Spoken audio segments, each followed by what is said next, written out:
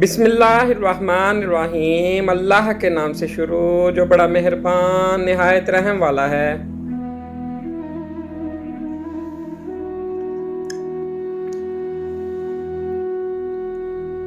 चेहरे के स्याह तिल खत्म करने के लिए एलोवेरा जेल और नारियल का तेल 1 चाय का चम्मच किसी कटोरी में डालकर अच्छी तरह मिक्स कर लें। फिर उसको स्याह या ब्राउन तिल पर लगाकर आधा घंटा छोड़ दें। आधे घंटे बाद ताज़ा पानी से मुंह धो लें। मुसलसल इस्तेमाल से तिल खत्म हो जाएंगे।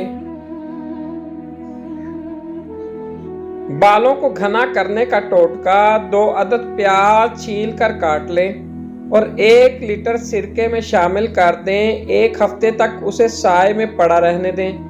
हफ्ते के बाद प्याज निकालकर सिरके को महफूज कर लें और 10 दिन तक लगातार रात में इस सिरके को सर की जिल्द में लगाकर सो जाएं और सुबह सर धो लें।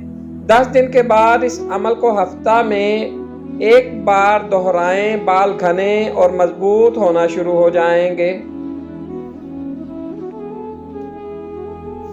लो ब्लड शुगर 1 घंटे में कंट्रोल। 2 अदद काजू काट लें और इनको ग्राइंड में डालकर पीस लें।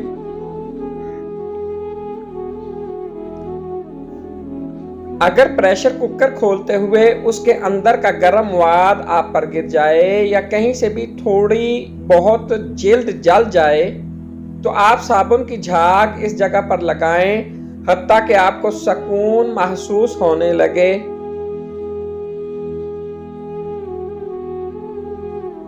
आमतौर पर शीशे के गिलास एक दूसरे के अंदर रखने से चिपक जाते हैं, तो ऐसी सूरत में गिलास के अंदर बर्फ या बर्फ का पानी डाल दें और फिर बाहर के गिलास को गर्म पानी के बर्तन में डुबोएं तो गिलास अलहदा हो जाएंगे।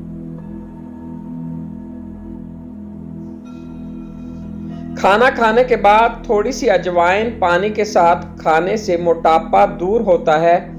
कमज़ोर लोग अगर रोज़ाना 10 दाने इंजीर खा लिया करें तो दुबलापन ख़त्म हो जाएगा।